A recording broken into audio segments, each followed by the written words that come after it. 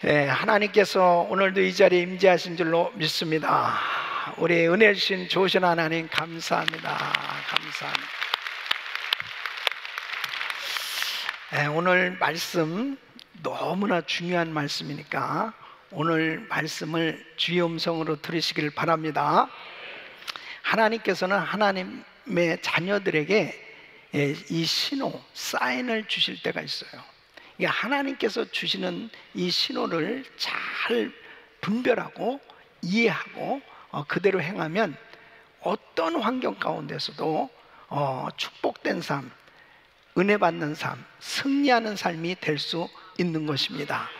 배후에서 역사하시는 하나님, 모든 역사를 주관하시는 그 하나님께서 항상 하나님의 자녀들에게 사인을 주시는 거예요. 사실 정말 하나님의 자녀들에게 큰 축복이 있다면 하나님의 사인을 받을 수 있는 거죠.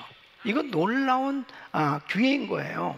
그러니까 하나님께서 반드시 이렇게 사인을 주시는데 그 사인을 잘 이해하는 게 얼마나 중요한 건지 모릅니다.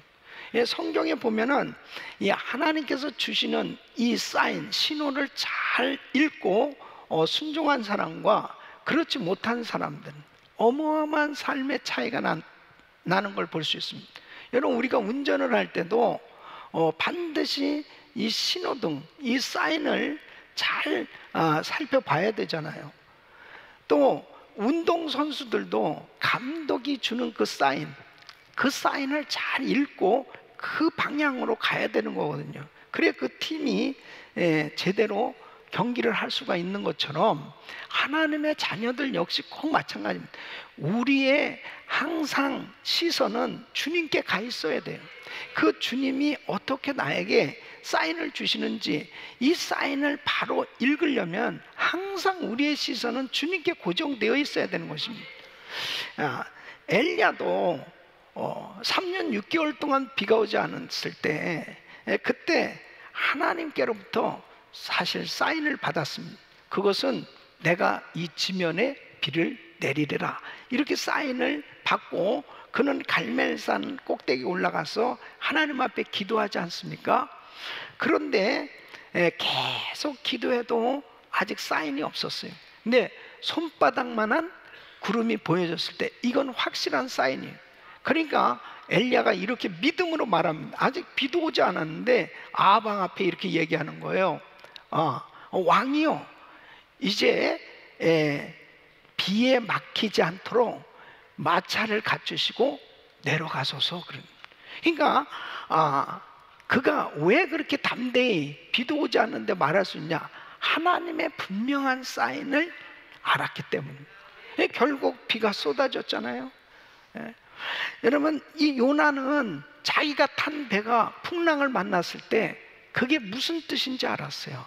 내가 다시스로 가는 게 이게 잘못된 거다. 니느웨로 가야 되는데 나를 바다에 던지세요. 나 때문입니다.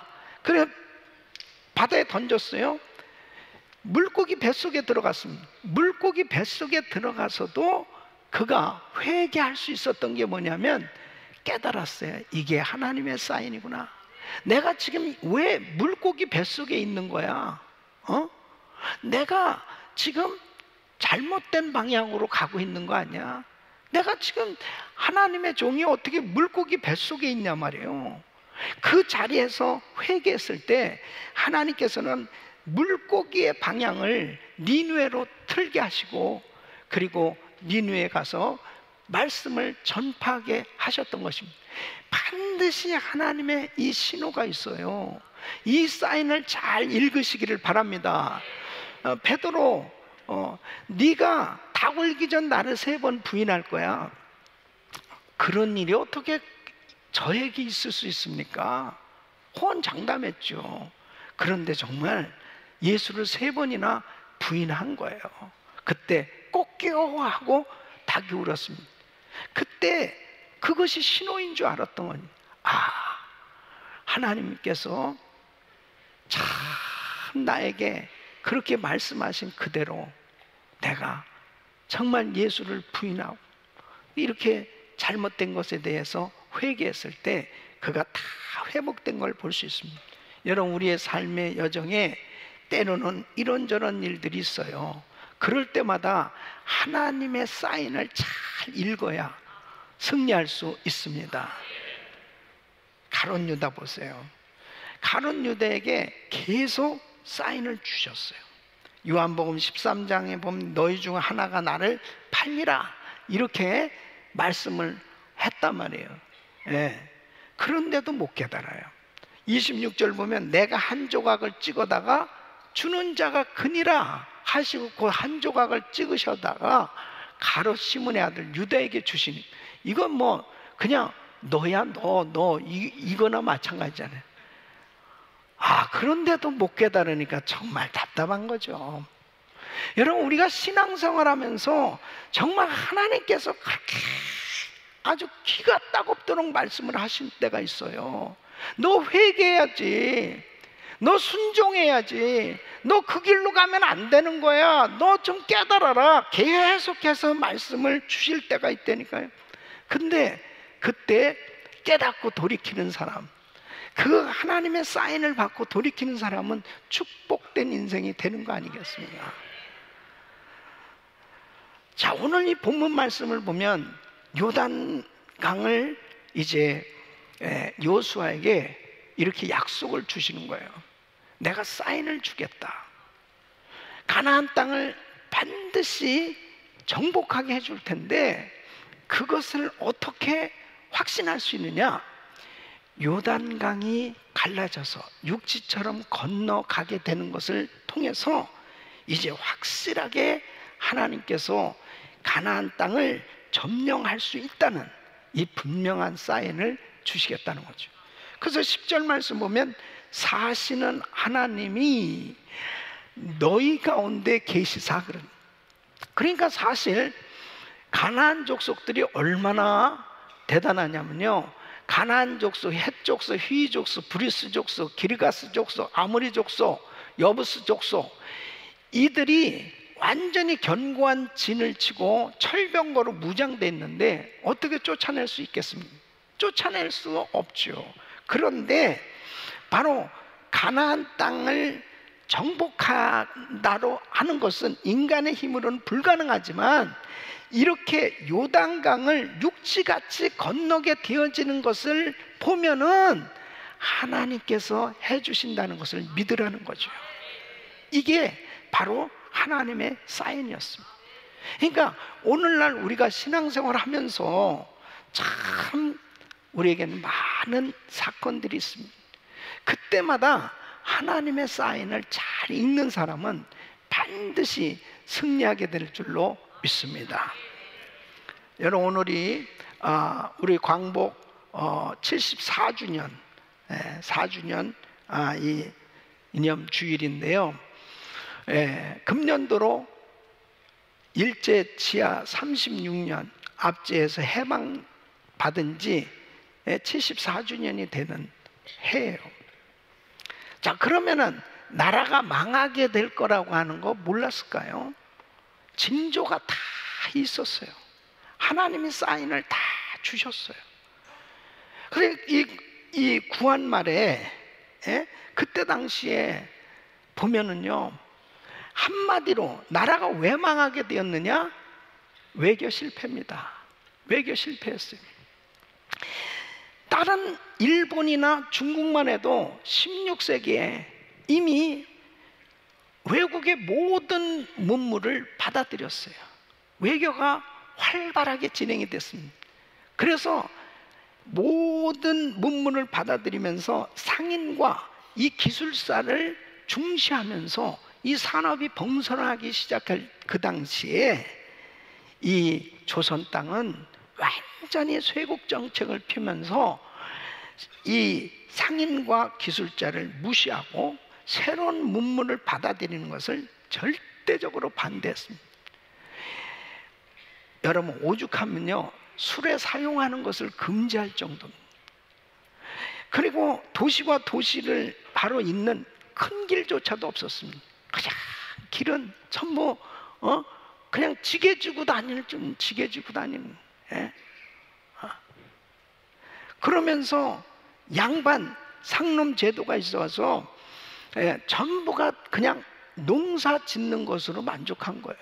양반들은 책이나 읽고, 그리고 국민의 40%가 넘는 노비들이에요. 그러니까 결국 어떻게 되어졌느냐, 다른 나라들은 이미 벌써 강성한 그런 이 근대화를 이루고 있을 때, 이 조선 땅은 완전히 세국 정책으로 인해서 결국 고립된 상태에서 그냥 나라 가져가시오, 그럴 정도로 그렇게 국력이 없었단 말이에요.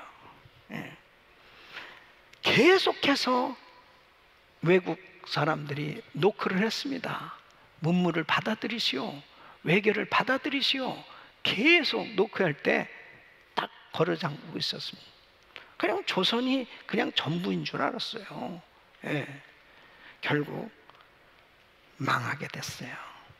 6.25 전쟁이 그냥 뭐 한 번에 그냥 금방 그렇게 일어난지 합니까? 징조가 있었어요. 정보국에서 계속 지금 북한에서 전쟁 준비를 하고 있습니다. 지금 이제 남침을 하려고 하고 있습니다. 계속해서 정보국에서 사인을 보냈어요. 근데 국방장관, 육군참모총장 무시했어요. 그리고 어떻게 했느냐, 오히려 군 경계령을 다 해제시켜버리고 군인들 다 휴가를 보내버렸습니다. 그러니까 그냥 3일 만에 간단하게 그냥 서울까지 진격해가지고 그렇게 함락당할 수밖에 없는 그런 지경이 된 거예요. 그때 당시에로 보면은 교계는 어떻게 됐느냐, 이제 신사참배를 거부하면서 신앙을 지켰던 목회자들과, 그래도 교회를 어려운 가운데 지켰다고 자부하는 그런 목회자들과 충돌이 벌어졌습니다. 신사참배 안 한 것들은 회개하라, 회개하라. 그리고 우리도 그런 어려운 가운데 교회 지키느냐고 고생한 우리도 할 말이 있다. 계속 싸움이 벌어졌습니다. 결국 다 망한 거예요. 다 망한 거예요. 하나님께서 주시는 이 신호를 무시하면요, 결국 나중에 엄청난 재앙을 맞이할 수밖에 없는 거예요. 그래서 우리는 언제든지 주님이 주시는 신호, 이 사인을 잘 분별하고 준비해야 될 줄로 믿습니다. 하나님께서 주시는 이 신호, 이 방법은 하나님의 말씀이에요. 가장 중요한 게 하나님 말씀이에요. 이 말씀을 주의 종을 통해서 말씀을 끊임없이 주실 때 있어요. 또 사람들을 통해서 계속해서 우리에게 말씀을 주실 때가 있습니다. 또 환경을 통해서, 질병이나 사건을 통해서, 꿈이나 환상을 통해서 하나님께서 신호를 주실 때가 있어요. 이 신호를 잘 분별하시고 포착해서 순종하면 하나님의 역사가 일어나는 줄로 믿습니다. 하나님께서 사랑하는 자녀들을 그냥 어려움을 당하게 하시잖아요. 그냥 어려운 가운데 있게 하시잖아요. 하나님은 우리를 사랑하셔서 항상 이 신호를 보내주고 있다니까요.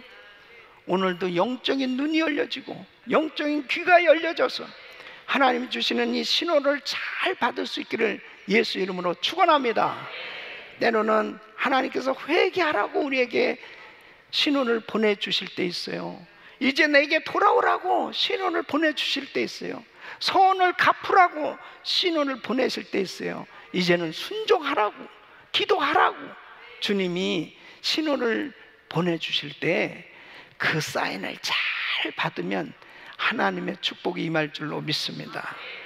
자, 그러면 어떻게 하면 하나님 주시는 신호를 잘 알 수 있을까? 첫째는 사건을 만날 때마다 하나님의 의도를 잘 파악해야 합니다. 여러분, 공중에 나는 새 한 마리도 하나님의 뜻이 아니면 땅에 떨어지지 않는 거예요.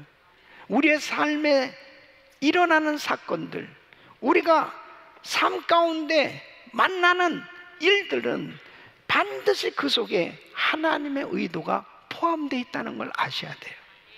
여러분, 하나님이 주시는 신호에는 하나님의 의도가 담겨져 있어요. 그렇기 때문에 하나님의 그 의도, 하나님의 뜻을 잘 파악하면 반드시 하나님의 놀라운 축복 가운데 승리하는 삶이 될 수 있는 겁니다. 예? 자, 보십시오. 요단강을 건너가는데 배를 타고 건너가지 않고 지금 제사장이 법궤를 메고 제사장이 먼저 그 요단강에 발을 내디디라는 거예요. 그런데 물이 범람한 시기입니다. 주님께서 말씀하실 때 그냥 물이 아주 작은 적게 흐르는 그런 강물이 아니고 물이 범람하는 시기라고 그러니까 진짜 한강을 연상할 정도로 그렇게 넘쳐나는 거예요. 자, 그렇다면 장정들이 뭐 이렇게 건너가는 게 아니에요. 거기에는 어린애도 가야 되고 연약한 여자도 건너야 되고 나이 든 분들도 건너야 되고 소나 말도 건너야 돼요. 예. 그러면 지도자인 입장에서는 이거 뭐 전쟁 해보기도 전에 급류에 그냥 휩쓸려 가지고 다 이거 그냥 떠내려 가면 어떨까, 인간적인 생각을 하면 이거 안 되는 일입니다. 그런데 주님이 이렇게 말씀하시는 거예요. 물이 이렇게 육지처럼 이제 갈라져서 건너게 되면은 바로 그 가나안 땅을 이제 가나안 족속들을 다 물리치고 가나안 땅을 너에게 주신다는 것을 믿어라. 믿어라. 바로 얼마나 두려웠겠냐고요. 그러니까 그 두려워서는 결단코 가나안 땅에 들어가서 전쟁할 수 없어요. 여러분, 우리가 정말 이 세상을 살면서 신앙생활 하면서 계속 우리 가운데 끊임없이 두려운 일들이 생겨집니다. 아, 이런 일이 있으면 어떡하지? 이렇게 되면 어떡하지? 계속 두려운 일이 생겨지는 거예요. 그런데 하나님께서 주시는 사인을 제대로 잘 읽고 그대로 순종하면 반드시 그 두려운 문제가 해결된다니까요. 그러니까 12정탐꾼을 보냈는데 이 10정탐꾼이 와가지고, 정탐꾼들이 다 그 지파의 대표들이잖아요. 대표들이 와가지고 아이고 들어가면 다 죽습니다. 우리는 그들에 비하면 메뚜기 떼와 같습니다. 막 부정적인 말을 하는 거예요. 그러니까 그 지파의 지도자인데 그 사람들이 그렇게 부정적인 말을 하니까 믿어지는 거죠. 그러니까 막 온통 백성들이 울고불고 난리가 났습니다. 안 된다는 거예요. 끝장났다는 거예요. 결국 그 지도자와 함께 불평하고 원망했던 그 백성들 다 망했어요. 망했어요. 그러니까 지금 가나안 땅을 정복해 보기도 전에 두려움에 떨고 있다면 결국 아무것도 못하는 거예요. 그러니까 여러분 보십시오. 여리고성을 함락시켜야 되는데 여리고성을 어떻게 함락할 수?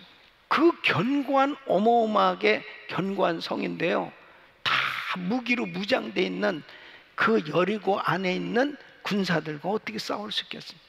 그러니까 하나님 방법은 이제 성을 한 바퀴씩 돌고 하루에 한 바퀴씩 7째나 7바퀴를 돌고 함성을 질러라. 이게 도무지 이해가 되는 말이냐고요. 그런데 그렇게 순종할 수 있었던 그 이유가 뭐냐? 가나안 땅 들어갈 때 말씀대로 정말 그 요단강에 발을 내딛었더니 갈라진 거예요. 이걸 경험하고 나니까 어떻게 되겠습니까? 되네. 하나님 말씀 진리네. 예. 그래서 담대함을 가지고 나갈 수 있었던 거고 순종할 수 있었던 거예요. 여러분, 하나님의 사인을 잘 읽으세요. 자, 여리고성 함락됐어요. 용기 100배 했습니다. 아이성 전투, 야, 이젠 뭐 그냥 간단히 승리할 거다. 웬일입니까? 그냥 너무 처참하게 실패했어요. 이건 또 뭐야? 여러분, 항상 우리의 삶 속에 사건이 일어나요. 하나님 응답해 주는데 웬일이야? 왜 이런 일이 있지? 알고 보니까 아간의 죄가 있었어요. 그 죄를 해결하고 나니까 간단하게 승리했어요. 하나님의 신호가 있어요. 너 그거 회개해야 돼. 그 죄 처리해야 돼. 그걸 주의 음성으로 들려줄 수도 있지만 환경을 통해서 깨닫게 하실 때도 있어요. 여러분, 초대교회 너무 잘 됐습니다. 예루살렘 교회. 베드로가 말씀 전에 3,000명이 회개하고 돌아오는, 안진뱅이가 일어나고 5,000명이 회개하고 돌아오고, 뭐 엄청나게 교회가 부흥했습니다. 구제하고 기사와 이적이 나타나고 너무 교회가 좋은 거예요. 그런데 웬일입니까? 스데반이 전도하다가 돌에 맞아 죽지요. 지도자인 야고보가 칼에 맞아서 순교합니다. 이제 베드로는 감옥에 갇힙니다. 교회가 쑥대밭이 됐습니다. 그냥 교회가 한순간에 다 교인들이 흩어지게 됐습니다. 그러면 하나님의 예루살렘 교회를 세우셨는데 왜 하나님께서 이 예루살렘 교회 지켜주셔야지 왜 이렇게 주의 종도 죽고 성도들도 죽고 막 다 이렇게 흩어져야 되느냐? 나중에 베드로는 계속 하나님이 사인을 주셨는데요, 그 사인을 읽지 못했어요. 그건 선교입니다. 분명히 주님께서 마태복음 28장 19절에 너희는 가서 모든 족속으로 제자를 삼으라 그랬습니다. 너희는 가서 모든 족속으로. 사도행전 1장 8절 보면 오직 성령이 너희에게 임하시면 권능받고 예루살렘 온 유대 사마리아 땅 끝까지 이르러 내 증인이 되리라 이렇게 말씀하시는데, 성령을 받고도 베드로는 유대인들에게만 전도하려고 애를 씁니다. 예루살렘에만 머물러 있는 거예요. 예? 땅 끝까지 가야 되는, 자기가 설교는 먼 데 사람까지 구원, 설교는 선교를 얘기하면서 선교 안 하는 거예요. 그러니까 오죽하면은 고넬료 가정은 이방 사람입니다. 고넬료 가정에 보냈는데 하나님께서 환상을 3번씩이나 보여요. 말 되게 안 듣는 사람들이 환상 보는 거예요. 오죽 말을 안 들으면 환상을 보여주는, 그것도 한 번도 아니고 3번씩 똑같은 환상을 3번씩. 이상하다. 이게 무슨 뜻일까? 이상하다. 무슨 뜻일까? 하나님이요, 아예 그냥 베드로를 그렇게 말 안 들으니까 그냥 어거지로 계속 고넬료 가정에 딱 가서 말씀 전하는, 이 고넬료 이방 사람들이 막 다 성령 받고 은혜를 받는 거예요. 그렇게 해서 세워진 교회가 안디옥 교회입니다. 성도들이 흩어져서 가서 전도하면서 세운 교회가 안디옥 교회예요. 이 안디옥 교회는 선교하는 교회였습니다. 그래서 바울과 바나바 담임 목사가 선교사로 갔어요. 우리 은혜교회가 하나님의 은혜로 이렇게 선교하는 교회가 된 건 축복이에요. 우리 김광식 목사님께서요, 91년 제가 그때 여기 우리 장로님들 가운데 당회에 같이 참석하신 장로님, 나도 부목사로서 참석했는데요, 그때 이렇게 나를 선교사로 보내달라고, 안디옥 교회 보라고, 바울과 바나바 담임 목사가 선교사로 갔지 않냐고. 자, 우리 교회도 이만큼 성장했고, 그리고 제자들도 이만큼 성장했으니까 이제 제자들한테 맡기고 나는 선교사로 가겠다고, 선교사로 보내달라고 계속 그때부터 노래를 하셨어요. 그렇게 무쇠덩어리 같았던 건강한 분이 지금 완전히 쇠약해져가지고 지금도 휠체어를 타고 또 저 아프리카까지 가셔서 지금도 복음을 전하고 계신 거예요. 하나님의 그 심정을 깨닫게 되잖아요. 교회는 선교해야 되는 거예요. 예? 복음 전해야 되는 거예요. 우리 교회만 위해서, 우리 교회만, 예? 우리 가정만, 내 사업장만, 그렇게 이 복음 전하라고 하나님께서 사업도 하게 해주시고 나에게 은사도 주시고, 나를 왜 미국에 보내셨나? 왜 미국에서 공부를 하게 하셨나? 왜 이민교회를 세우게 하셨나? 바로 선교하라고. 선교하라고. 또 아멘이 어디 이사 갔어요. 아멘. 네. 선교하라고요. 선교. 네. 하나님이 사인을 주실 때가 있어요. 사인. 그 사인을 잘 읽으셔야 돼요. 9/11 테러 사건이 일어났습니다. 아니 미국이 어떻게 미국의 심장부인 뉴욕, 그것도 무역센터를, 쌍둥이 빌딩, 이건 부의 상징이고 미국의 정말 힘의 자랑인데 그냥 한순간에 그냥 쌍둥이 빌딩이 와르르 무너져 버린, 이게 무슨 일이야? 왜 이런 일이 일어났을까?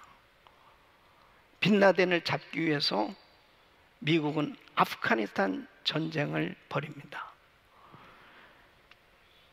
당시에 아프가니스탄은 기도 정보, 세계 기도 정보에 의하면 복음화율 0%가 아프가니스탄이에요. 예수 믿는 사람 한 명도 없는 것으로 나타난 게 아프가니스탄. 그 일로 인해 가지고요, 미군이 들어가고 군목이 들어가고 선교사가 들어가고 결국 그곳에서도 구원받아야 될 사람들에게 복음이 전해진 줄로 믿습니다. 하나님이 하시는 일이 너무나 놀라워요. 놀라워. 사인을 읽어야 됩니다. 두 번째는 성령의 음성에 민감해야 됩니다. 여러분, 요수아는 하나님의 음성에 참으로 민감했던 사람입니다. 요단강을 어떻게 건너야 되는지, 여리고성은 어떻게 정복해야 하는지, 가나안 땅은 어떻게 점령하기 위해서 전쟁을 해야 될 것인지 늘 하나님의 음성을 들으면서 엄청난 사역을 감당했습니다. 여러분, 교회는 하나님께서 계속 음성을 들려주고 계신 거예요. 여러분, 계시록 2장 3장에 보면 소아시아 7개 교회, 7절에 보면 귀 있는 자는 성령이 교회들에게 하시는 말씀을 들을지어다 그렇습니다. 귀 없는 사람 어디 있어요? 다 귀 있습니다. 그런데 귀 있는 자는 성령이 교회들에게 하시는 말씀을 들을지어다. 뭐예요? 영적으로 하나님의 말씀이 들려올 수 있는 귀가 열려져야 된다는 얘기예요.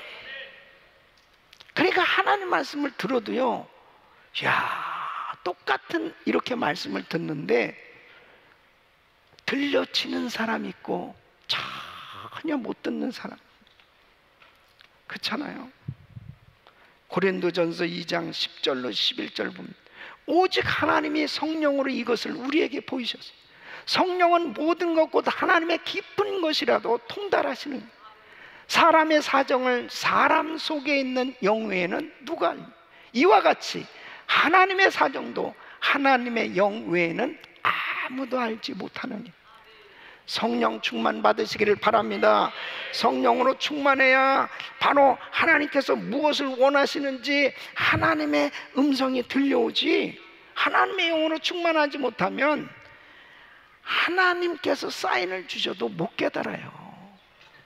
영적으로 우리는 민감해야 됩니다. 자, 이스라엘 백성들이 애굽에서 430년 동안 종살이 하다가 이제 모세와 함께 출애굽을 하게 됩니다. 근데 제일 먼저 그들에게 정말 만난 그 장애물이 뭐예요? 홍해바다. 뒤에는 애국 군대가 쳐들어오고 자기들을 이제 잡으려고 쳐들어오고 앞에는 홍해바다가 놓였어. 기가 막힌 겁니다. 이 상황을 어떻게 해야 될까? 어떻게 해야 될까? 벌써 사람들은요, 이런 위기가 닥쳐오면은 우선 현상적인 것에서 뭔가 빨리 해결해야 될 것만 딱 생각합니다. 그러니까 여기서 뭐 도무지 방법이 없잖아요. 그러니까 모세를 원망하고 하나님을 원망하기 시작합니다. 매장지가 없어서 고작 이곳까지 인도해서 여기서 우리를 죽게 만드는 거야? 그러면서 막 원망합니다. 예. 근데 출애굽기 14장 13절로 14절 보면 모세가 백성에게 이르되 너희는 두려워 말고 가만히 있어서 여호와께서 오늘날 너희를 위하여 행하시는 구원을 보라. 너희가 오늘 본 애굽 사람을 또다시는 영원히 보지 못하리라. 여호와께서 너희를 위하여 싸우시리니 너희는 가만히 있을지니라. 이게 영적인 사람. 모세는 그 와중에도요, 하나님의 음성을 듣고 그 주님과 교통이 이루어졌기 때문에 그 마음의 평강을 유지할 수 있고 그 담대한 믿음이 있었단 말이에요. 사도 바울 보십시오. 사도행전 27장 보면은 그가 로마로 가는 배를 타고 가다가 유라굴라 태풍을 만났습니다. 배가 파손됐습니다. 14일 동안 표류하면서 먹지도 못하고 자지도 못하면서 다 구원의 여망이 없었더라. 그러니까 이제 끝장난 상황이 된 거예요. 그런데 이 바울은 그 가운데서도 주의 음성을 들었다니까요. 예? 사도행전 27장 24절로 25절 보면 바울아 두려워 말라. 내가 가이사 앞에 서야 하겠고 또 하나님께서 너와 함께 행선한 자를 다 내게 주셨다 하였으니 그러므로 여러분이여 안심하라. 나는 내게 말씀하신 그대로 되리라고 하나님을 믿노라. 어떤 시험과 환난과 어려움이 있다 하더라도 모든 것이 다 끝장난 것 같은 상황 가운데서도 하나님의 음성이 들려온다면, 바로 주님의 사인을 받을 수만 있다면 다 회복될 수 있는 줄로 믿습니다. 사무엘상 3장에 보면 엘리 제사장과 사무엘, 어린 사무엘이 한 방에서 자고 있었습니다. 근데 어린 사무엘에게 하나님의 음성이 들립니다. 사무엘아, 사무엘아. 이 엘리 제사장인 하나님의 음성을 듣지 못했어요. 그러니까 보십시오. 엘리 제사장은 자기 두 아들이 불량한 자라 저는 하나님을 알지 못했더라고. 교회에서 속을 썩이는 거예요. 불량한 짓 하는 거예요. 분별력이 없어요. 결국은 이 엘리 제사장, 그 집안은 다 비참한 최후를 맞이하죠. 사무엘, 어려서부터 하나님의 음성 듣고 자란 그는 위대한 선지자가 됐던 걸 볼 수 있습니다. 우리는 신앙생활하면서 늘 영적으로 민감한 성령 충만한 삶이 돼야 될 줄로 믿습니다. 철저히 회개하시, 이 심령이 정결해져야 됩니다. 늘 하나님의 영으로 충만해져야 됩니다. 세상적으로 잡음이 너무 많아요. 세상적으로 너무 복잡한 그런 생각 속에 있으면 하나님의 음성이 안 들려와요. 오늘도 거룩한 주일입니다. 이렇게 예배를 드리고 있어요. 이 예배를 드리면서 말씀은 듣고 있지만 지금 생각이 너무 복잡해. 너무 세상적인 생각, 인간적인 생각, 별 생각 다 하고 앉아있으면 말씀이 안 들려와요. 절대 말씀이 안 들려옵니다. 딴 생각하는데 무슨 말씀이 들려옵니까? 그러니까 중요한 하나님의 말씀을 그냥 스킵해버리는 거예요. 주님이 지금 계속 하나님의 종을 통해서 말씀을 주고 계신데 그거를 캐치를 못합니다. 그냥 넘어가 버리는 거예요. 저는 제가 지금까지 목회하면서요, 하나님의 음성을 듣고 하나님의 사인을 받았던 것은 참 놀라운 열매를 맺었던 것을 너무너무 저의 삶 가운데 체험을 많이 하고 있습니다. 재은혜교회 부임해서 제일 먼저 한 기도 운동이 천천천 운동입니다. 1000시간 릴레이 기도하는, 1000배의 축복을 위한 1000시간 릴레이 기도를 하는데요, 그게 2006년 9월에 끝나는 그 시간, 하나님께서 음성을 들려준 이 비전 센터를 선물로 주리라. 너무 확실하게 하나님의 사인을 받았어요. 그 사인은 뭐예요? 건축을 하라는 거죠. 그 사인을 받아 도무지 건축할 형편이 안 되었죠. 우리 교회가 무슨 뭐 건축 헌금이 있습니까? 모아둔 돈이 있습니까? 아무것도 없습니다.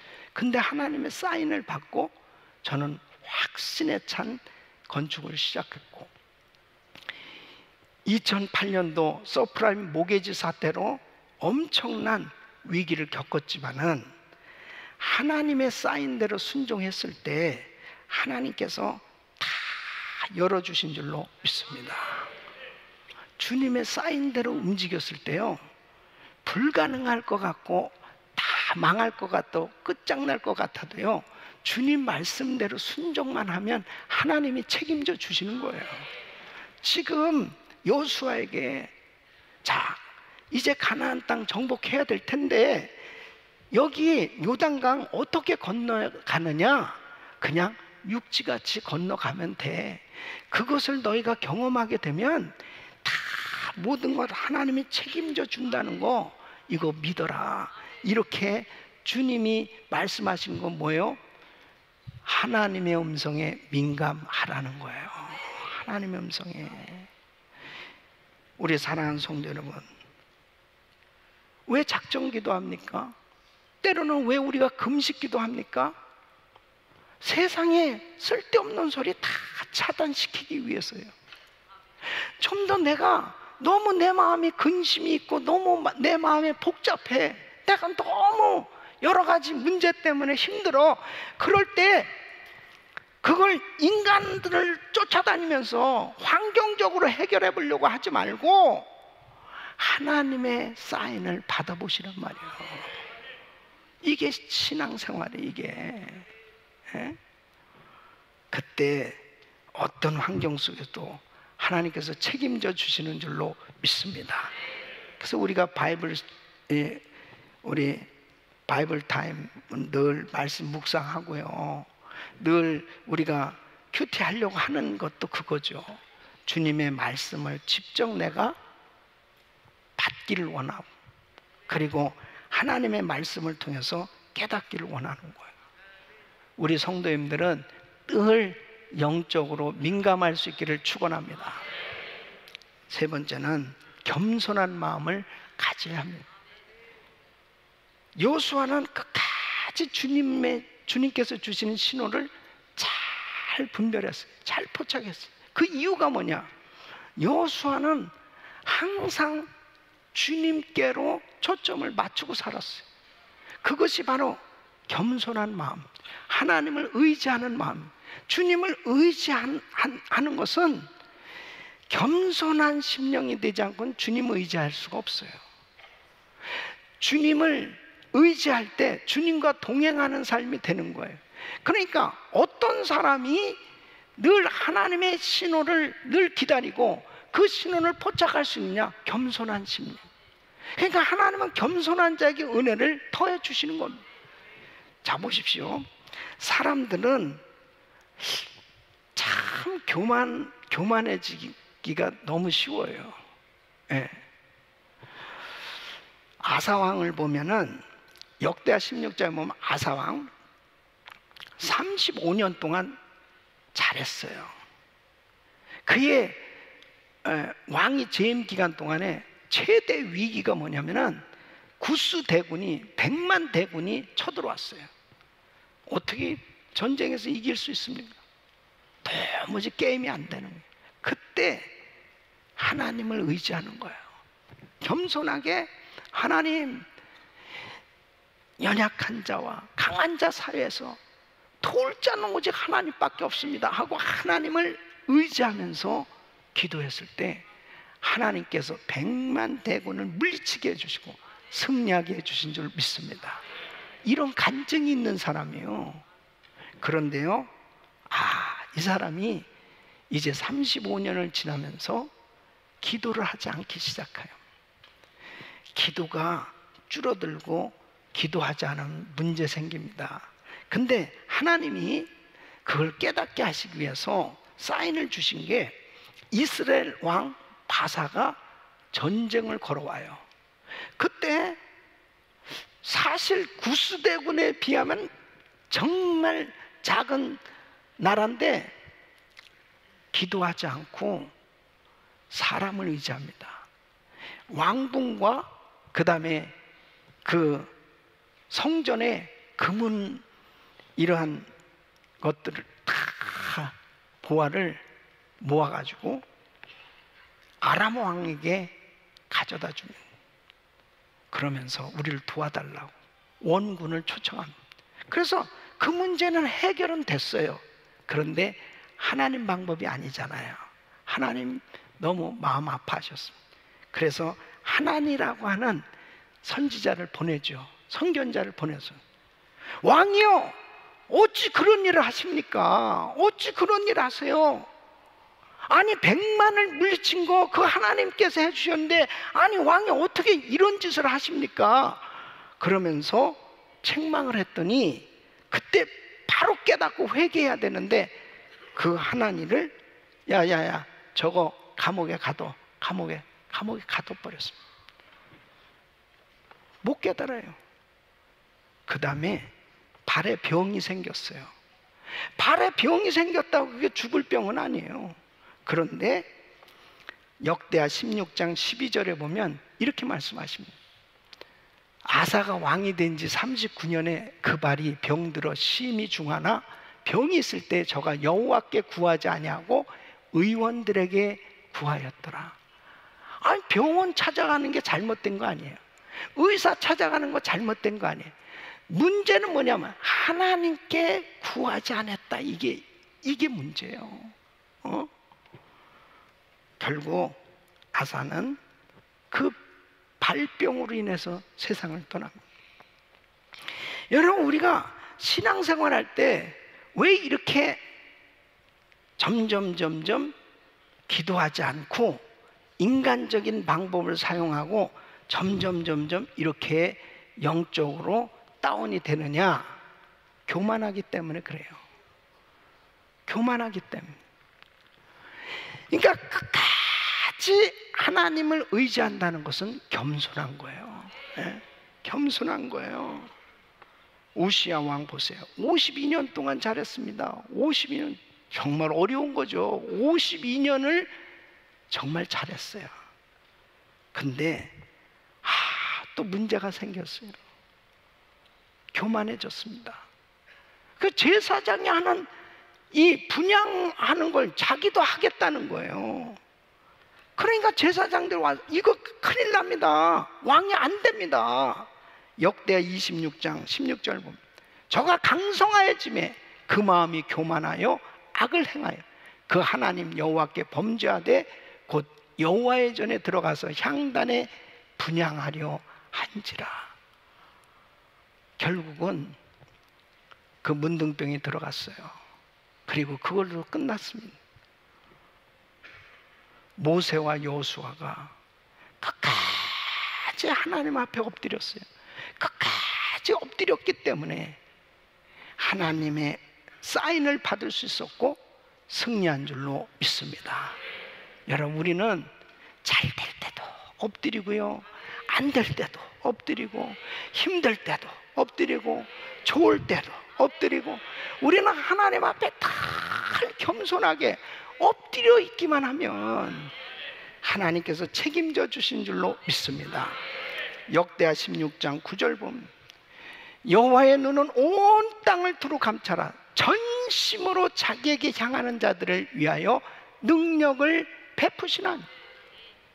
아사 왕에게 하는 얘기예요. 이 일은 왕이 망령되이 행하였은즉 이후부터는 왕에게 전쟁이 있으리라니. 왜 왕이요 하나님을 향하여 전심을 다했으면 하나님께서 그 은혜를 베풀어 주실 텐데 왜 환경을 의지하려고 합니까? 사람을 의지하려고 합니까? 겸손한 심령이 되어야 하나님이 은혜를 주시는 줄로 믿습니다. 저는 우리 대한민국에 지금 이런 위기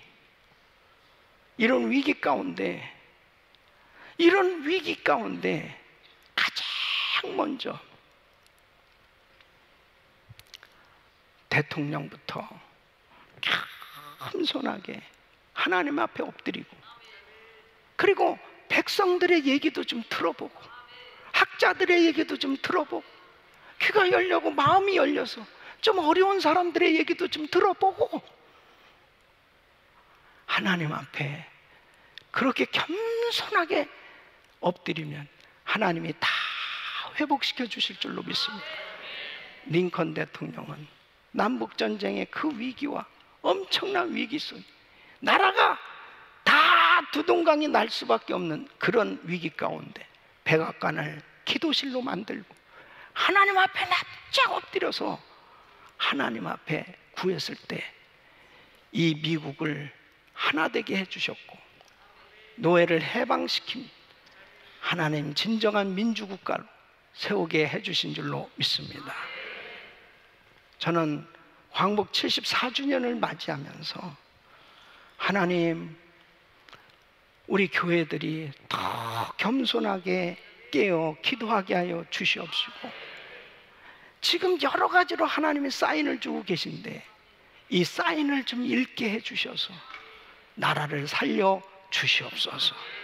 하나님께서 끊임없이 주시는 이 사인을 개인적으로나 교회적으로나 국가적으로나 항상 모든 역사, 만물을 주관하시는 그 주님의 손에 모든 것이 달려있기 때문에 그 주님의 사인을 받으면서 늘 순종하고 승리하는 삶이 되시기를 예수 이름으로 축원합니다.